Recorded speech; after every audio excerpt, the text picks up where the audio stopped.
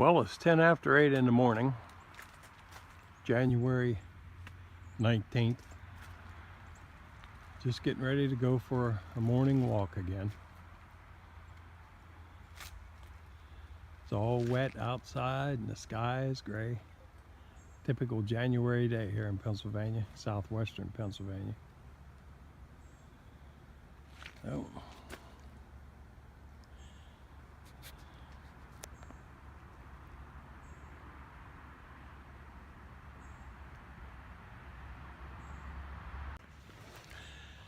Good morning.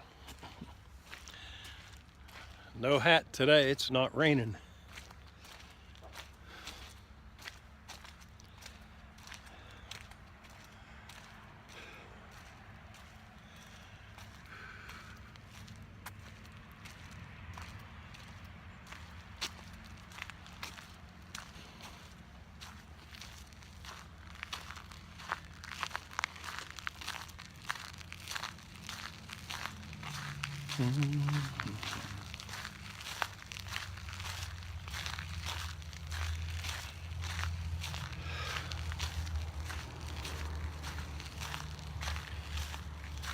Checked out YouTube this morning.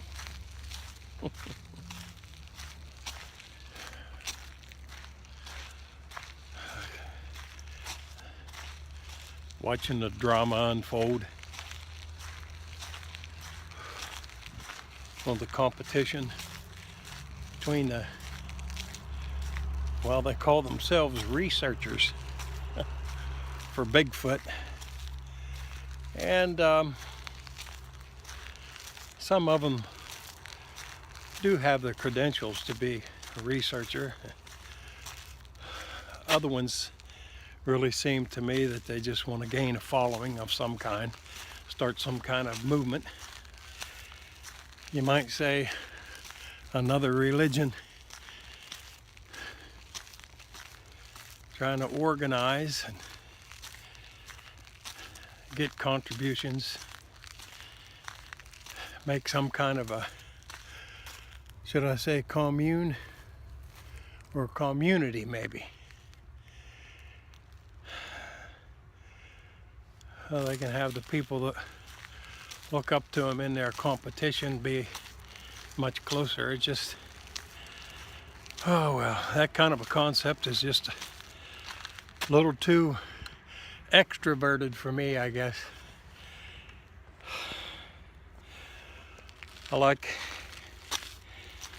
There's something I enjoy about being alone. Of course, I like friends, but I think that, you know, groups and crowds, to me, they interfere with my concentration. They're a distraction. I like solitude with, oh, just one or two, maybe a handful special friends and people instead of a crowd. Sound like somebody coming up behind me.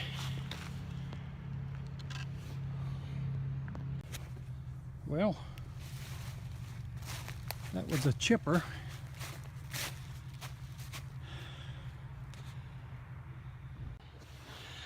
A bunch of trees fell down about a week ago. People were up here cutting them to clear the road, and probably just coming up now to finalize that, clean them up.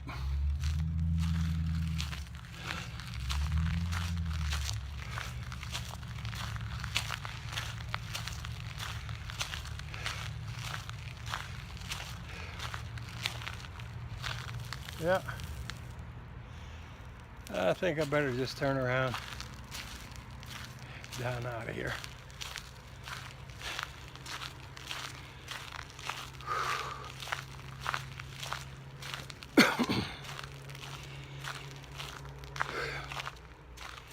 You know, there's been whole cultures of people, like the people on Iceland, for example. Well, Scotland, Ireland, England, Native Americans, actually all around the world, that have known for centuries that there are beings in the woods that you just can't see whenever you want to.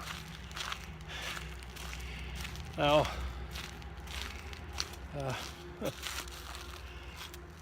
we've come along in these latter days, we call that supernatural, but actually in the whole scheme of things, that's just a natural state of affairs. We can't see every light that's out there. In the electromagnetic spectrum, we can only see a minuscule part. I don't know what it is, less than 1% right in the center, visible light. And that light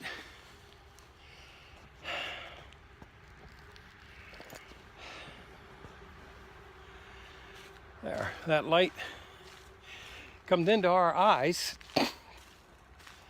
The thing we're looking at never really gets inside of our head. Just the light that bounces off of it and brings information to us of what that thing was, what it looks like, where it's at, whether we're looking at an apple or a squirrel or whatever. And when that frequency of light that bounces off of that thing gets to us, it has to be the kind of light that our eyes can do something with. We just can't see every frequency that does bounce and hits us in the eyes. Just a wee little portion called visible light.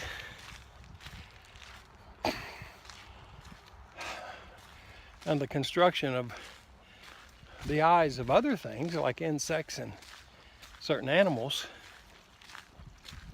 they can see light of different frequency. They can see things that we can't see. You know, you look at the trees out there. All the leaves are gone. And in that little group of trees right there, there's all kind of trees. Wild cherries, maple, beech, oak. But you know, they all have green leaves in the summer. That's because of the chlorophyll. All of the little leaves are just basically photocells created by an intelligent designer. It powers the tree to be able to carry on photosynthesis and thereby change the chemistry and nutrients in the soil into energy that they can use to grow, to live, to metabolize and reproduce. They're all green. However, the leaf really isn't green. Some are yellow, some are red, some are brown, and it's really been that way all year long. But the leaves are made up of little cells that fill up with green chlorophyll and covers up the true color of the leaf. So all year long, you don't know what color leaf is on that tree until in the fall, when it follows the laws established by the designer. All of the chlorophyll dries up. Rather than having it fill up all the cells are now empty. And the true color that was there all year long finally shows through and you get to see what it is. You know, this is amazing when you consider light. It's got all the colors of the rainbow in it. The visible light, the part of this huge spectrum that we can see, comes from the sun, comes all the way 93 million miles, 8.5 minutes to get here, and bounces off of one apple that we're looking at in an orchard. And that apple absorbs all those colors of the rainbow, all of them, except red. If it's a red apple, it doesn't have the ability to absorb the red frequency and hold on to it, so the red one is the only one that bounces back to us. And we think the apple is red. but it's not really red. Red is what it's not. It couldn't hold on to the red, so the red bounced back, and now the apple looks red to us, so we go through life calling that apple red. And the same thing with green grass, and the same thing with red tomatoes. And yellow delicious apples are yellow because the makeup of the skin of the apple is such that it can't hold the yellow frequency of light, so the light is yellow that gets back to us. And it's only light. The apple never goes into our eye. And the light frequency is changed as soon as it goes into our eye, hits the back of our eye, the retina. It's not light anymore. We never actually get to see the light. Our eye, by the wisdom of the designer, has the ability to change the light frequency, say from a yellow delicious apple. Once it hits the back of our eye, it is now converted into an electronic impulse, a little piece of electricity, just a little packet of electricity or a wave that is unique to yellow. If it would have been a red apple, it would have been a slightly different electronic impulse that would be related to red. Traveling along the optic nerve, goes back into the region of the brain that assimilates that into, well, builds a picture inside of your head of what you're looking at out there. You call an apple hanging on a tree in an orchard 93 million miles away from the sun, that provided the light to carry the information to you. Well, coming down near Route 88 here now. A big old tree right there. The limbs fell off of it. Can you see the pipe? There is a pipe sticking out of that tree. It came down to a fence here. And those big old limbs fell off. This past year, my son, a couple of my son-in-laws come down here and cut it up and threw it off of the road there.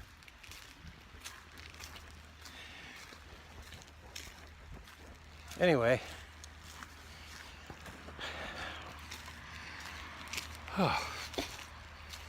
looks like that truck that came up here put a sign up here, a traffic sign on the road.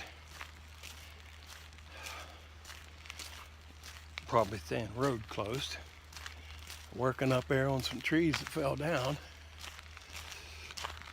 Get around the other side. I'll see what it says.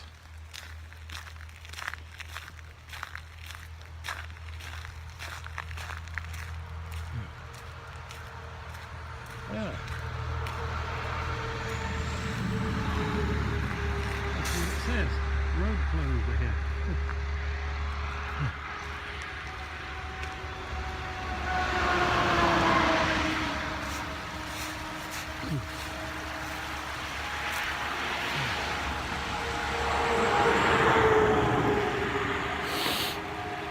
Well, there's the deer I was talking about the other day. Been laying there for a week now.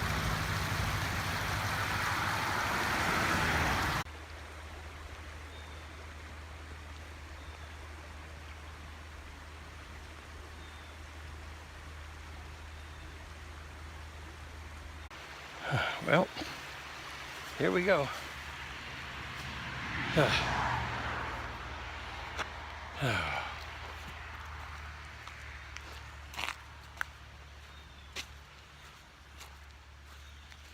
Heading back up to the house now.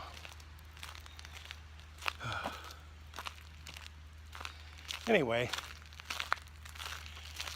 we can't see everything that's sharing this world with us. The more time you spend in the woods, the more time you'll learn that, because the woods continue to be, well, a magical place. It's just enchanting. It's actually magical. And for thousands of years, as I said, all the cultures on the planet have oral histories and written histories of their conviction that things exist around and in the woods. They call them the hidden people in Iceland, and they're so convinced and believe as part of their culture that these little people exist, the hidden ones, that it affects their government, their culture, their society when it comes to building roads. If there is a place where people have reported over and over and over that they see these hidden ones, these little people, disappear by walking into a rock, walking into a tree, into a stump. It's not that they say the people live in the trees or live in the stumps or the rocks, but that's where they are. That's where they run to, or where they're going to avoid detection. On occasion they get caught out where they can't make it to a place like that, so they just disappear right in thin air. That's it's just stepping through. They don't live in the same paradigm that we do. They're more than natural. They can deal with natural laws, but they're not confined with them. If they need to, they can step into, two quantities of matter cannot occupy the same space at the same time. However, time is a dimension, like length, width, and height. Well, duration, or the specific spot or vector in the space-time continuum where something is, that is also a measurement. So even though two quantities of matter can't occupy the same space at the same time, they can occupy that exact same space at different times. And if you've got something tangible, something that really does exist, it's there, it can inhabit the exact same place where something else is if it does it at a different time, just one step at a time. And we've heard that a lot, talking about time travel. You'd be surprised how much of that is even mentioned in the Bible. I was going to say I'm not afraid, but I kind of try to avoid mentioning the Bible, because whenever I do mention it, once again it brings religion to mind, and I don't want to do that. Anyway, now people have been spending time out in the woods and can't deny that they saw something. It moved, and they got their eye fixed on it. Maybe they're carrying a 12-gauge shotgun or a 30-06, so they don't feel too afraid. And they wonder, what was that thing that moved? Something kind of big. So they walk over and look, and it's a stump. It's a trunk of a tree. It's a bush. And they say, wow, what in the world was that? I know I saw something. It must have been a deer, and it must have went in behind us. No, that was where it stepped out of this dimension into the other. You lost it, because the thing, they call them nowadays Bigfoot or Sasquatch or Yeti, and that's all they're concerned about. They don't seem to want to acknowledge the hidden people, the forest people, the Fae. some people got names for them, and when as soon as you hear that name, you think, it brings this stereotypical understanding to the forefront, and that's when people stop listening. Oh, you mentioned the fairies, the elves, the gnomes, the dwarves, the ogres. Those are just names that some culture applied to the things that they would see once in a while that are by default from another place, another paradigm that exists right here on the earth, maybe time shifted or something, just so that we don't coincide with each other. But they have the ability to step into our world and back out. And they call them elves, dwarves. I think maybe way in the past, someone saw what we call Bigfoot. They call him an ogre. Oh, I remember reading the account of a lady up in Greensburg, Pennsylvania, 20, 30 miles southeast of Pittsburgh. Said she was in a backyard, and summertime.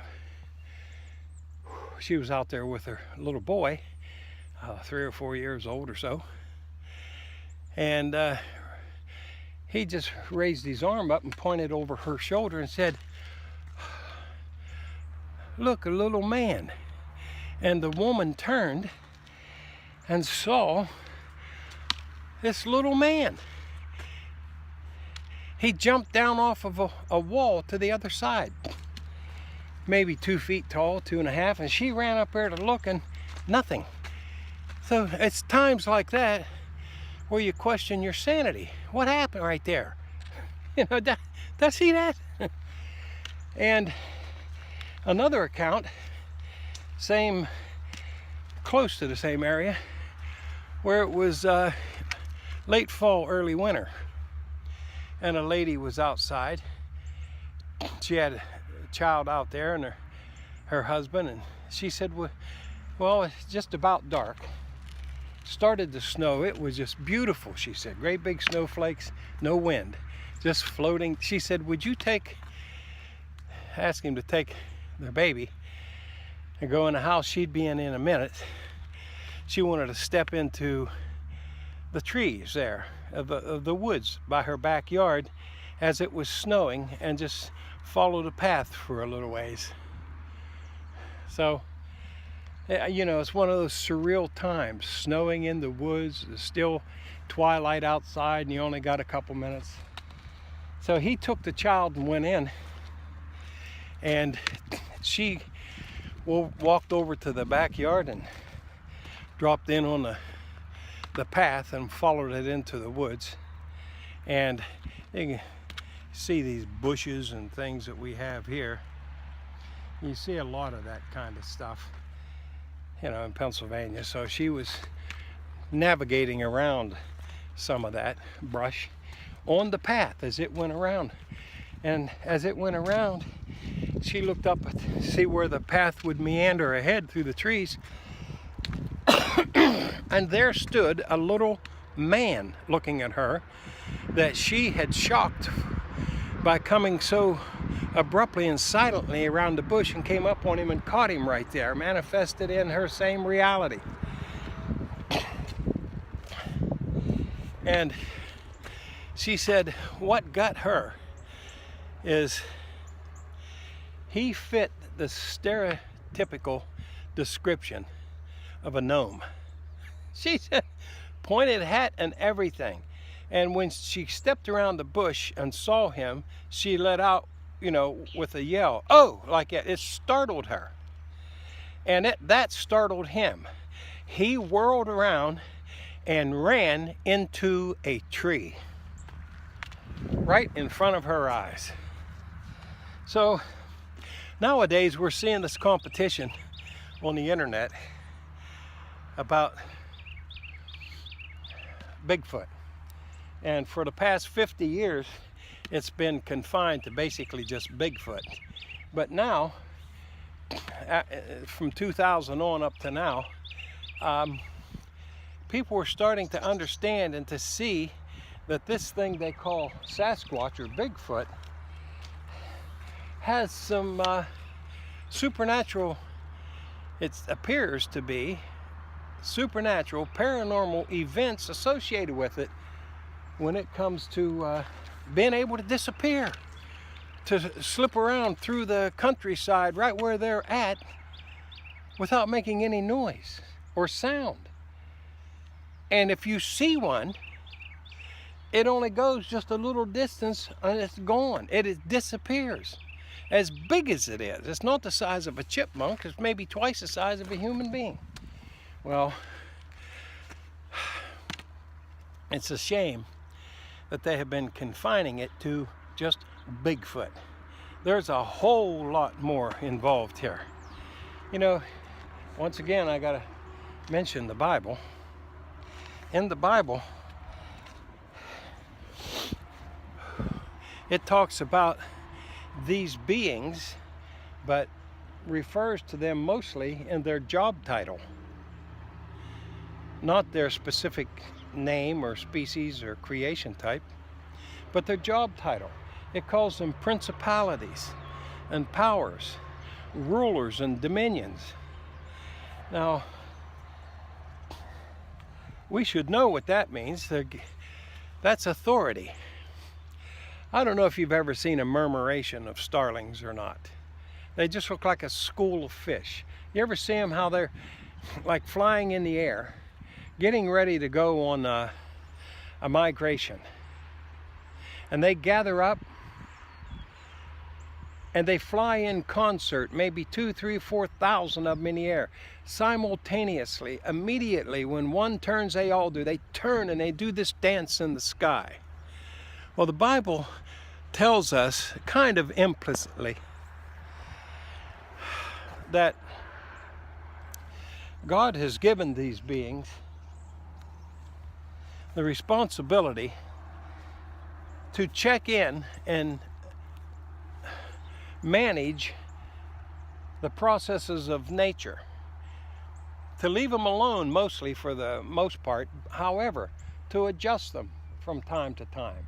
The migration of the red crabs, the migration of the starlings, the migration of trout, the migration of monarch butterflies, to make sure that the particular mycelium in a certain area is healthy and up to standard so that the trees in the forest can continue growing. And the Bible lets us know a lot of it through the Apostle Paul. Well, you know, in Genesis chapter 1, verse 26, when God said, "Let us make man in our own image," he referred to himself in the plural. Let us make man in our image. Anyway, he goes on to say that he gave man dominion over the animals, over the birds, and over the fish. You can read it right there. We are one of those dominions. Well, it sounds like it might have been shut off already and I started it up again. Okay, that's enough for today. See you later.